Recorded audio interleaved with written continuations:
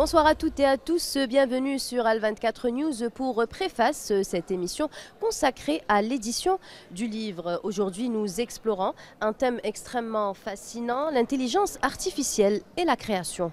Comment l'intelligence artificielle redéfinit-elle nos façons de raconter des histoires, qu'il s'agisse de littérature, de cinéma ou même de jeux vidéo? Comment ces univers se rejoignent-ils pour donner naissance à de nouvelles formes de narration? Pour en parler ce soir, j'ai le plaisir d'accueillir deux invités qui incarnent cette passerelle entre art, innovation et technologie. Monsieur Chently, CIO Iris Studio, vous êtes pionnier dans la production d'expériences numériques et audiovisuelles. Bonsoir Monsieur Chently, merci d'être avec nous ici au cœur du SILA. Merci et bonsoir pour cette invitation. Nous avons aussi avec nous Monsieur Shafi'i Benamara, rédacteur en chef du même studio. Et vous êtes spécialiste du storytelling à l'ère numérique. Bonsoir Monsieur Benamara. Bonsoir Iman, merci pour l'invitation. Très heureux d'être là. Bien entouré de livres déjà. Et une très belle occasion, ce qui est le salon du livre, c'est la semaine de la lecture et du bouquin. Parfait. Alors, on a souvent séparé le monde du livre, du cinéma et du jeu vidéo. Pourtant, aujourd'hui, ils se nourrissent mutuellement. Un roman devient un film devient un jeu et un jeu inspire des séries. Je commence par vous, Monsieur Chently. Comment percevez-vous cette fusion des récits à travers ces différents supports? Alors, on peut dire que c'est une continuité naturel, voire comme vous venez de le citer, c'est une fusion. Et à travers le jeu ou le cinéma et les livres aussi, on peut dire qu'on passe de spectateur à un acteur dans ce monde virtuel où on participe pleinement à vivre des expériences, que ce soit dans le cinéma ou dans un jeu vidéo. En fait, exactement, c'est qu'aujourd'hui, le jeu vidéo surtout, ou l'art d'une façon générale, c'est devenu un transmédia, c'est-à-dire qu'on peut le consommer soit en étant seulement spectateur, quand il s'agit de films ou de séries, ou carrément acteur quand il s'agit de jeux vidéo. Et donc c'est devenu un transmédia. Finalement, l'histoire n'est plus seulement racontée, elle est plutôt vécue. On passe, comme vous venez de dire, de spectateur au joueur, de lecteur à lecteur de l'histoire. Tout simplement, aujourd'hui, il y a plusieurs méthodes qui ont évolué à travers l'évolution du livre au cinéma virtuel avec des casques où on devient du spectateur à l'acteur et à travers le jeu aussi où on prend une manette et on est partie prenante du jeu et on influence l'histoire et on peut dire qu'aujourd'hui ces facteurs-là sont d'une fusion singulière où on peut dire que c'est une évolution naturelle de cet art-là qui est en perpétuelle évolution. Et qualitativement, je parle du jeu vidéo puisque c'est mon rayon. En fait, tellement cet art s'est développé aujourd'hui avec toutes les technologies qui existent que qualitativement, parfois on peut dépasser la qualité du cinéma dans le développement des jeux et même dans les rendus. Vous avez aujourd'hui une typologie de jeu qui est très récurrente. On appelle ça les jeux solo narratifs et c'est carrément des films écrits comme un film, produit comme un film, dans un sens, et même vécu comme un film. On parlait de nouvelles technologies, donc on parle souvent d'intelligence artificielle, donc ça revient très souvent en ce moment, donc qui s'invite sur les plateaux, pratiquement, on va dire surtout les plateaux de création. Elle écrit des scénarios, compose des musiques de films, crée des univers de jeux et même des illustrations de couverture. Comment, selon vous, l'intelligence artificielle transforme-t-elle concrètement vos deux métiers respectifs? On va commencer par... Je te laisse répondre. Okay.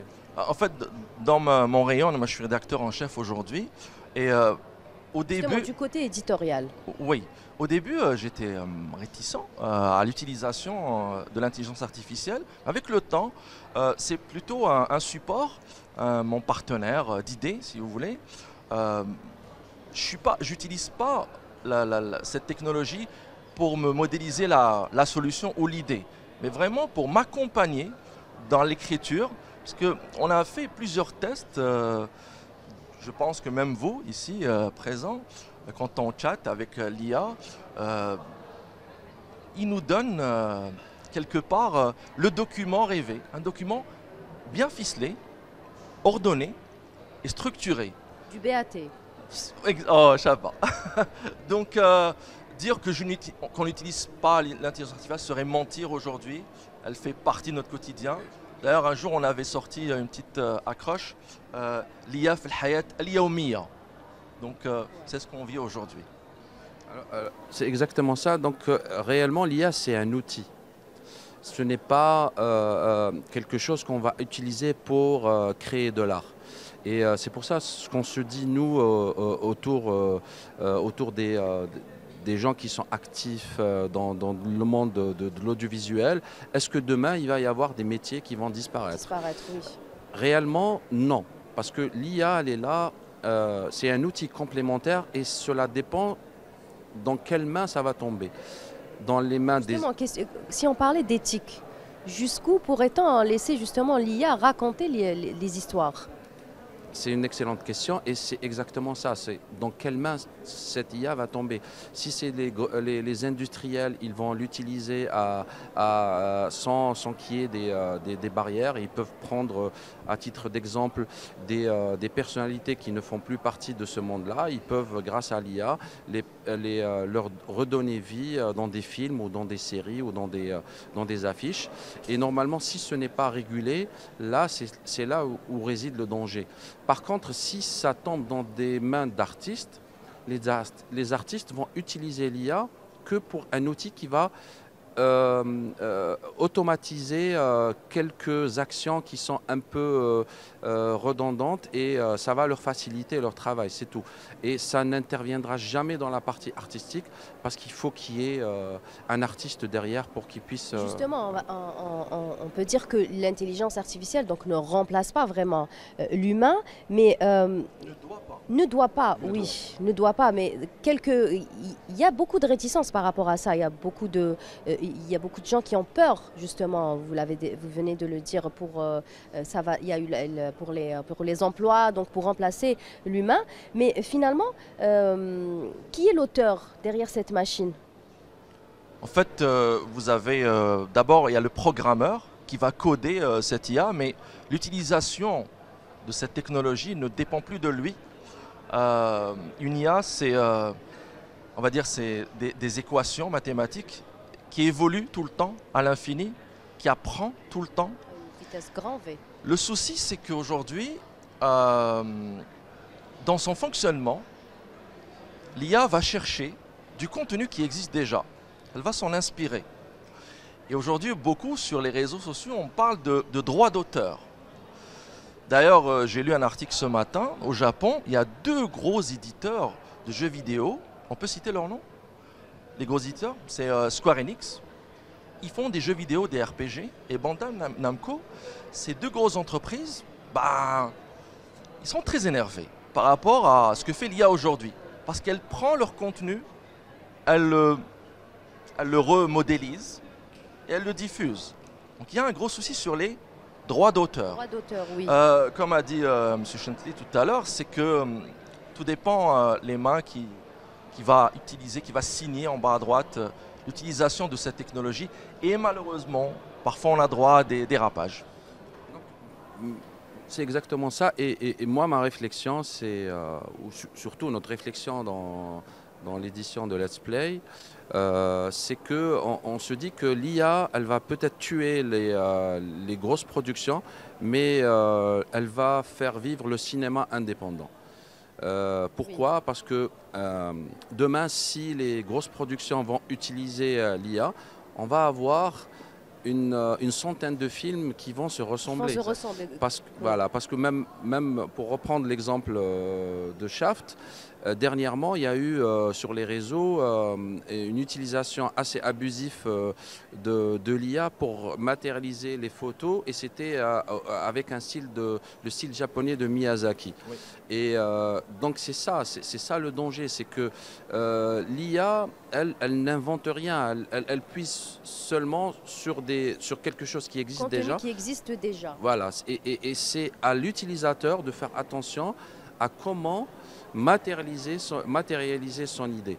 Donc c'est ça, c'est pour ça que je dis, cela dépend sur quel type d'utilisateur. Ça peut être les grosses productions qui vont chercher à gagner de l'argent et supprimer tous les postes qui tournent et qui gravitent autour du monde du cinéma ou du gaming, ou ça tombe sur des artistes et là c'est autre chose. Qui pourra en faire quelque chose d'original.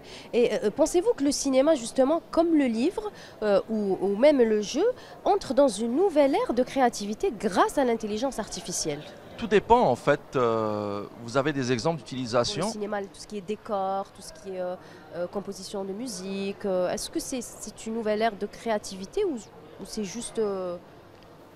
J'ai vraiment un avis personnel sur la question. Allez-y. En fait, moi, je préfère une belle conjugaison de la ressource humaine et de la machine, de la technologie, qu'elle soit software ou intelligence artificielle. Malheureusement, dans certains cas, on assiste à une surproduction, à une surutilisation de cette IA. Dans un exemple tout simple, il y a des génériques aujourd'hui de séries qui se font entièrement avec de l'intelligence artificielle. Exactement. Et quand on visionne ça, on reconnaît tout de suite. On ressent la touche Et de l'intelligence tout artificielle. dépend le ressenti de chacun. Personnellement, je suis pas très, je ne supporte pas trop cette idée-là. Mais encore une fois, il faut trouver le juste milieu, la belle conjugaison entre toutes ces technologies-là. Mais il y a encore, c'est-à-dire qu'à un moment donné, peut-être qu'il ne faudrait pas qu'on ait un discours trop négatif sur l'intelligence artificielle, parce que dans le jeu vidéo, en tout cas, elle apporte quelque chose. Un exemple très simple, aujourd'hui, le jeu vidéo devient très, très cher à produire. C'est un marché qui dépasse le cinéma et la musique. Un chiffre très simple, l'année dernière, 2024, c'était 180 milliards de dollars de chiffre d'affaires. C'est un gros marché. On a 3,7 milliards de joueurs sur la planète. Du coup, l'idée, c'est que il y a de gros budgets investis dans ces jeux-là. Et aujourd'hui, une bonne utilisation, un exemple de bonne utilisation, c'est que dans les gros jeux, les mondes ouverts, il y a ce qu'on appelle les quêtes annexes. C'est un peu des actions que vous allez faire. Ils sont très chronophages à un moment donné, mais ça vous hâte, c'est-à-dire l'attention. Ça vous capte. On joue sur la rétention. Aujourd'hui, les nerfs de la guerre, c'est la rétention. On doit rester longtemps sur le jeu. C'est ça l'objectif. Et on utilise l'IA pour écrire ces quêtes annexes. Ces quêtes qu'on donnait auparavant à des side quest designers. Et ça prenait beaucoup de temps. Oui, il y a un gain de temps énorme avec l'intelligence artificielle. C'est pour ça qu'elle est vraiment utile. On aime bien l'utiliser parce qu'on gagne du temps. Oui. Mais est-ce que le résultat est, on va dire, meilleur? Donc c'est ça, mais ça reste toujours une question de perception et d'utilisation. Aujourd'hui, si on l'utilise bien, par exemple, moi, si je suis un producteur d'un film, j'ai des équipes qui vont peut-être être réduites, mais ils vont optimiser leur travail. Peut-être ils vont optimiser en matière de temps. Demain, l'IA, elle peut, grâce à des data et des analyses, me suggérer quel est le meilleur acteur ou l'actrice qui peut matcher avec mon produit. J'ai un scénario, je vais perdre mon temps à le découper en une semaine. Grâce à l'IA, elle va automatiser cet aspect-là. Et les personnes qui sont derrière, ils vont pas perdre leur boulot, c'est juste une optimisation du travail. La même chose pour le son. Elle peut cleaner le bruit, elle peut réduire les fonctions qui sont redondantes et qui font perdre beaucoup de temps. D'argent aussi. Et d'argent aussi. Il y a un autre aspect par rapport au marketing. Elle peut suggérer, moi par exemple je suis un fan de Star Wars et d'effets spéciaux, l'affiche va être orientée dans ce sens-là. Une autre personne qui aime la cuisine, peut-être elle va lui proposer une affiche voilà, orientée. Donc si on utilise l'intelligence artificielle intelligemment et avec un aspect artistique, oui, on va réussir. Mais si on est une grosse post-production, on va réduire le personnel et on va avoir une centaine de films qui vont se ressembler tous avec l'esthétique parfaite. Et derrière, on va mettre de côté la partie scénaristique et artistique et surtout la touche humaine. Parce que l'IA... Oui, c'est-à-dire qu'on demande souvent où est réellement la place de l'humain aujourd'hui. Quand on a l'intelligence artificielle, on a tendance à s'orienter pour justement gagner du temps, de l'argent, mais au final, l'humain reste quand même important dans la vie de tous les jours, dans tous les métiers aussi, pas que dans les jeux vidéo ou dans le cinéma. Et je pense qu'on est loin du scénario Matrix. Oui. Voilà. Au Skynet. Voilà, au Skynet. Donc je pense que l'IA, elle va toujours puiser dans l'univers créatif de l'humain, mais il faut savoir quelle est la source qu'on va lui donner pour se nourrir et pour qu'elle puisse évoluer. Que ce soit dans le film ou dans le gaming, dans le jeu vidéo, en fait, nous avons droit à plus de l'expérimentation actuellement. C'est-à-dire qu'on a des studios qui ont décidé comme ça de fabriquer un jeu vidéo de A à Z en n'utilisant que de l'intelligence artificielle. Dans le cinéma, il y a quelques productions, il y a des clips en musique, il y a des petites séquences, mais ça reste de l'ordre de l'expérimental. Donc, dans le futur, on verra comment ça va évoluer, mais l'année 2026, accrochez-vous, c'est moi qui vous le dis. Je pense qu'il faudra juste s'adapter. Je vais vous citer un exemple. À l'époque, on faisait du stop motion. Le stop motion, c'est quand on prend des animatroniques, c'est des robots qu'on anime, image par image, ouais. Et après ça donne l'effet d'un robot qui... oui, ouais. D'un robot qui... Et à l'arrivée des images de synthèse, à l'époque, il y avait une sommité de la stop motion, c'était Phil Tippett. Il a perdu son poste. Mais heureusement pour lui que pour animer les images de synthèse, il faut que quelqu'un maîtrise les mouvements. Parce que faire bouger un animal ou un être humain, il faut que la personne qui est derrière, il ne suffit pas juste de modéliser le personnage. Donc, ces personnes-là, ils ont réinventé leur métier et jusqu'à aujourd'hui, grâce à eux, à l'époque ils avaient peur, mais ils ont réinventé la façon de voir les choses. Et c'est la même chose pour l'IA. C'est vrai, il y aura des postes qui vont disparaître, mais il y aura certainement, et il y aura des personnes qui vont s'adapter et qui vont essayer de travailler avec cette intelligence artificielle. Il y a même aussi aujourd'hui un métier très tendance, c'est le métier tendance du marché, c'est le prompt engineering. Aux États-Unis, c'est un travail très bien rémunéré, et beaucoup de jeunes développeurs, même en Algérie, s'orientent dans le prompt engineering. Justement, où se situe l'Algérie, ou on va dire l'Afrique, dans ça? C'est-à-dire que vous, si on prend par exemple votre studio, comment vous utilisez l'intelligence artificielle au quotidien? Je peux? En fait, dans vos actualités professionnelles. Déjà, en général, donc, notre structure, on fait le travail d'une rédaction, une cellule de rédaction basique, standard, et on récolte l'information, on analyse l'information, on utilise l'IA pour avoir son point de vue. Elle peut parfois nous rajouter un élément qui fera la différence. Exactement, une accroche auquel nous on n'a pas pensé obligatoirement. Après, il y a un transfert de travail de contenu vers le service digital. L'équipe digitale aussi, elle va utiliser les outils qu'il y a aujourd'hui pour générer les taglines, les statuts qui habillent nos publications. Elle vous aide aussi à générer parfois des miniatures, des éléments de miniatures. Hein. Mais l'idée, c'est l'humain qui la propose. C'est Il y a toujours l'humain l'humain derrière, reste, évidemment. c'est lui le maître de la situation. Dans la partie production, on reste quand même dans la vieille école, c'est-à-dire Oui, on est très dans loin les de- basiques. Parce que notre émission, je pense qu'on n'a pas besoin d'effets spéciaux, sauf si demain on décide de te remplacer. Why not? Avatar. Un avatar. Non, ça avatar. n'arrivera jamais, je l'espère. Mais je pense que oui, c'est un outil qui nous aide beaucoup plus à canaliser l'aspect digital et quelques idées pour qu'on puisse être dans le bon sens. Mais à aucun moment, aujourd'hui, même en Algérie et même en Afrique, je pense que l'IA, elle est source de contenu à 100%. Je pense qu'aujourd'hui, il y a deux types de personnes qui peuvent exister. C'est ceux qui l'utilisent pour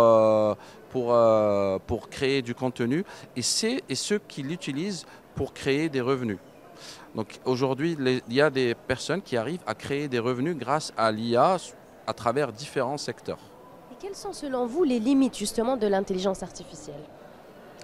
Eh ben, les limites de l'intelligence artificielle s'arrêteront au-delà des données qu'elle est en train de récolter sur la toile que l'être humain va lui soumettre. Elle ne peut pas penser par elle-même. Elle peut juste canaliser ou mutualiser toutes les idées qui sont là. Et on l'a remarqué aussi, même si on utilise une IA en lui posant des questions, elle peut se tromper. Oui. Quand elle n'a pas de Souvent. réponse, souvent elle se trompe. Quand l'IA, elle doit donner une réponse, même si elle est fausse. Oui. Moi, dernièrement, j'ai fait un test. J'ai lu un livre il y a très longtemps et je voulais qu'elle me donne le résumé, la fin. Donc je lui pose la question. Alors que vous aviez lu le Alors que livre. j'ai lu donc, le livre. voilà. Eh ben, je vous assure qu'elle m'a donné une fin À qui côté. n'avait rien à voir avec le livre que j'avais lu. Et là, ça a fait comme un titre dans ma tête. Je me suis dit, ah oh, là c'est vraiment On ne peut pas dangereux. en fait faire confiance à 100% Oui, à faut pas l'intelligence faire confiance. artificielle. Ça reste un support. Ça reste un support dans différents métiers, mais on peut quand même constater qu'il y a moins d'émotions quand on travaille avec, par exemple dans le cinéma, si on utilise beaucoup l'intelligence artificielle, ça reste quand même assez carré, assez... Il n'y a pas d'émotion. Oui, mais ça reste toujours de l'ordre de l'expérimental. C'est-à-dire qu'aujourd'hui, il n'y a pas encore le film ou le produit culturel qui est ambassadeur de cette technologie. On ne va pas garder ça sur tous les affiches. Vous avez de grosses productions. On parle de cinéma, par exemple. Oui, de cinéma. Quand on dit cinéma, grand écran et petit écran, même les services de VOD. Parce qu'aujourd'hui, les services VOD, qualitativement parlant, c'est du grand écran, carrément. Et on n'a pas encore visionné ou entendu. Un exemple concret. Exactement. Oui. En général, dans les technologies émergentes, les technologies qui vont changer le monde, on a toujours droit à un fait, à un acteur, une illumination qui va donner la direction. C'est pour ça qu'on dit toujours, c'est toujours à l'ordre de l'expérimentation. Et C'est en évolution. je rejoins Chantley quand il dit que l'IA, vous savez, c'est comme un petit enfant qui a besoin d'être balisé, encadré et orienté. Vous remarquez dans votre utilisation de tous les jours, vous êtes en face, en train de chatter avec une IA et c'est du donnant-donnant. On vous propose une première version. Vous réajustez. Vous dites non, prenez ça. Tout à fait. Ne faites pas ça. Et c'est comme ça qu'on... S'orienter. Exactement. Donc elle a besoin Elle a besoin d'instructions, c'est du normal. support humain. Donc j'imagine qu'à la fin, on a un livrable, un rendu qui possède une émotion, qui possède l'âme de l'humain. Et une conscience aussi. Oui. Là, on sera dans Matrix. Oui, mais je pense qu'il y a beaucoup de réticence par rapport à ça. Et après, c'est générationnel. La nouvelle génération, la génération Z, utilise beaucoup l'intelligence artificielle. Mais les plus anciens sont très réticents par rapport à ça. Ils ont peur, comme c'est-à-dire les nouvelles technologies, ils n'y touchent pas beaucoup. Donc, dans le monde du cinéma, on a beaucoup de seniors. Donc, je pense que c'est pas demain la veille qu'on va utiliser l'intelligence artificielle à 100% dans les productions. Après, moi, je pense que cela dépend de l'évolution. Oui. Aujourd'hui, l'intelligence artificielle, de mois en mois, de jour en jour, elle est en train de faire on va dire, voilà, oui. fulgurante. Et c'est comme à l'ère de l'Internet. Exactement. Et là, ce qu'on vit, c'est une révolution qui est aussi extraordinaire que l'ère de l'Internet. Et moi, je vous rejoins aussi dans cette réflexion. Moi, aujourd'hui, ce que je dis à mes enfants, en me préparant à cette éventualité de l'IA, parce que là, on va avoir des personnes qui ne vont plus réfléchir par eux-mêmes. C'est exactement Donc, il ça. faudra pousser vos enfants à lire. À lire des livres, à réfléchir par eux-mêmes. Et ne pas se reposer juste sur Voilà, l'intelligence voilà, à artificielle. faire des recherches et ne pas se reposer sur l'intelligence artificielle. Comme je viens de citer l'exemple du livre que j'avais lu, heureusement j'avais lu le livre. Si c'était une autre personne, elle aurait pris le résumé comme ça, etc. Et il aurait été dans... Elle aurait eu 0 à l'école. Voilà, exactement. Le souci, c'est qu'on a droit à une génération hyper connectée de naissance. Oui. Et c'est Nous, pas on a évident. la chance en fait d'avoir vécu les C'est deux Gold générations. Age. Génération Goldarak. Comme j'ai dit, donc c'est une génération hyper connectée. C'est pas évident d'essayer de Le modérer. livre reste quand même une valeur sûre, donc comme vous venez de le dire. D'ailleurs, on est au salon du livre Voilà. aujourd'hui. Voilà. Donc le livre a sa place, l'intelligence artificielle. Je pense qu'il faut l'utiliser comme support et non pas comme, c'est-à-dire ne pas Comme bras droit. Exactement. Faut modérer. Comme l'outil suprême sur lequel on doit se reposer pour trouver toutes les solutions. Ça doit être juste quelque chose qui nous aide à améliorer, plutôt, notre exactement. travail, c'est tout. Parfait, alors nous arrivons à la fin de notre émission. Merci d'avoir été avec nous. Merci à vous de nous avoir suivis. Les programmes continuent sur Al24 News.